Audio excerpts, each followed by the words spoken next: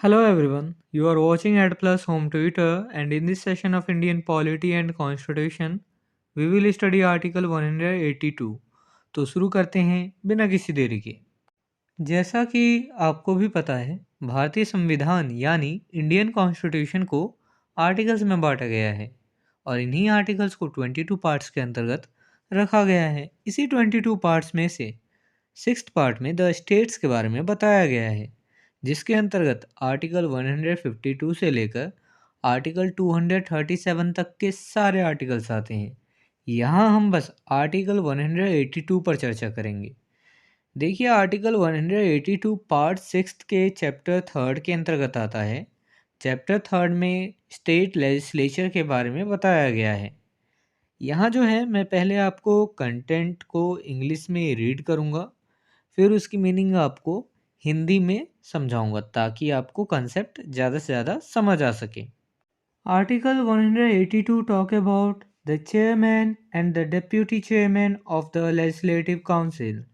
Article 182 में legislative council के chairman और डेप्यूटी चेयरमैन के बारे में चर्चा की गई है। जैसा कि आपको भी पता है, एक स्टेट में जो है दो लेजिस्लेचर होते हैं, एक तो लेजिस्लेटिव असेंबली, दूसरा लेजिस्लेटिव काउंसिल। तो लेजिस्लेटिव असेंबली जो है उसमें होता है स्पीकर और डेप्यूटी स्पीकर, और लेजिस्लेटिव काउंसिल में होता है चेयरमैन और डेप्यूटी चेयरमैन। तो यहाँ पे लेजिस्लेटिव काउंसिल के चेयरमैन और डेप्यूटी चेयरमैन की चर्चा की गई है। The Legislative Council of every state having such councils shall as soon as may be choose two members of the councils to be respectively chairman and deputy chairman thereof, and so often as the office of chairman or deputy chairman becomes vacant, the council shall choose another member to be chairman or deputy chairman as the case may be.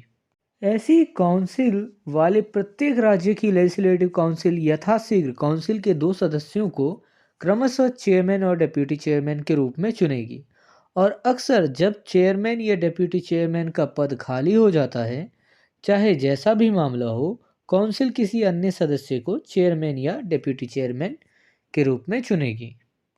देखिए, legislative council में chairman होता है एक, और दूसरा deputy chairman होता है। तो इनका चुनाव जो है किया जाना, उन्हीं के सदस्यों में से किया जाता है इनका चुनाव।